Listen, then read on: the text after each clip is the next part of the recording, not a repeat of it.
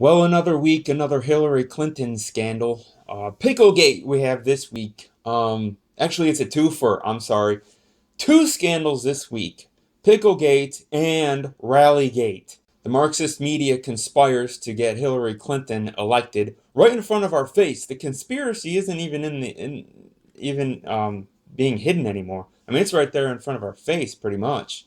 The pickle jar was clearly pre-opened. It didn't pop. I mean, your own ears can tell you that pickle jar that she opened on Jimmy Kimmel's comedy show.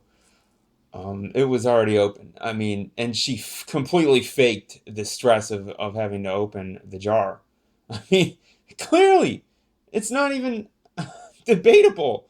Any objective, reasonable, rational person can tell Hillary Clinton exerted unnecessary strain to open the stupid pickle jar. Jimmy Kimmel did not actually deny that the jar was pre-opened.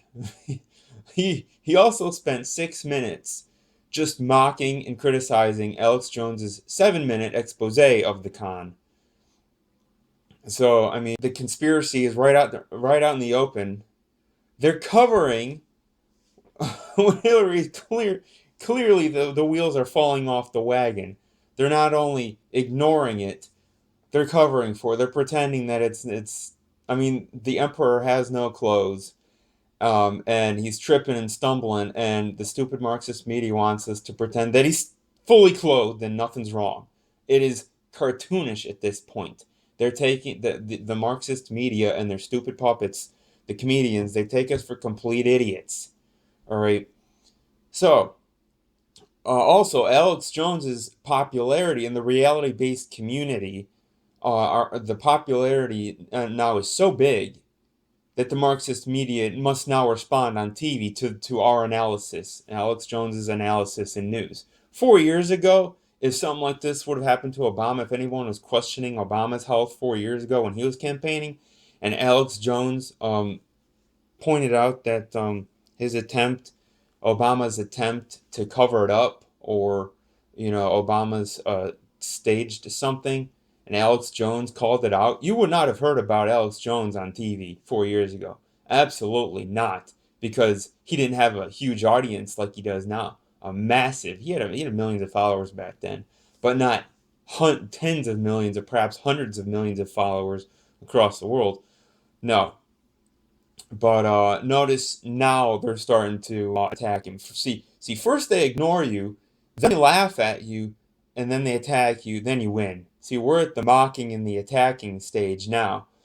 We're about to win. The reality-based community is about to win. The wheels are falling off the apple cart, okay? So, instead of endless amounts of jokes about Hillary's bobblehead, no, they completely ignore that. The video, all the evidence right out there in the open of her ill health, all the evidence of her ill health, they want to ignore that. And they're just going to provide cover for her, with all the doctors nationwide pointing it out, how her health is failing and she's just decrepit. She can't even walk upstairs anymore. We have the pictures, we have the videos of all this. I mean, she's got issues. It's all collapsing, and the media not only ignores it, but they want to continue their psychological operations to make it appear that her health is fine and that she's fit for the most important, most stressful job in the world. Come on. And if you're a doctor or anyone on the Marxist media outlets who do question her health and you point this out, you get fired. Oh, they'll pull a Trump on you. You're fired. It's a clear conspiracy. They're conspiring. The Marxist media is conspiring to get Hillary elected in the face of, no support. I'm about to get into that. They have to piece together rallies now to make it look like she has followers. And why? Why do they have to do all this? Because the wheels are coming off, and even then, I mean, it doesn't make much sense to continue on with this charade. It just really doesn't. Why continue to waste resources and time pushing this along? pushing this gravy train along when the wheels are falling off. No, they must have a criminal in the White House, no matter how broken of a person this is. She could be in a wheelchair. They'll push her right into the White House. Yeah, we have the other scandal this week, Rallygate.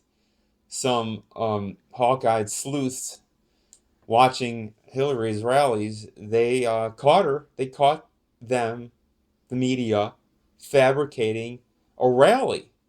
I mean, they had a green screen at this rally. They pieced together two different scenes into one, and they got caught. They got busted. You can tell on these people's smartphones in the audience. They're recording nothing after Hillary walks off stage. These people on their smartphones, two smartphones, are caught recording nothing. They're not recording the crowd next to her, the crowd that flanks Hillary on the side. That they're not recording it. There's no crowd on these smartphones in the forefront of this scene. It's clearly a scene. It's staged. But, you know, the silver lining in all this, no one died in these scandals. No laws were broken. I guess if there's anything, any positive to take out of this, the silver lining is that no one died and no laws were broken. The Marxist media has clearly conspired to get this criminal elected. They cannot have a Trump presidency. They have got to get Hillary Criminalton in the White House. And speaking of criminal, I'm about to throw another rock in the pond. I've already made waves. I quit paying the federal income tax. I am the only talking head you will find that actually does something to fight these tyrants. I quit paying the federal income tax. There is no, quote, federal income tax in Title 26. It's a ruse. There's a bunch of different taxes in Subtitle A, the federal income tax. There is no federal income tax. There's a bunch of different taxes. Anyways, I quit paying it and beat the IRS in tax court, and I'm coming out with a video soon about that. And so that's one rock I threw in the pond, and I'm getting ready to throw another one. So stay tuned to this channel. Yeah, we got some fireworks coming. I'm about to lob another rock in the pond with Hillary Clinton and her crimes. It's about to get real.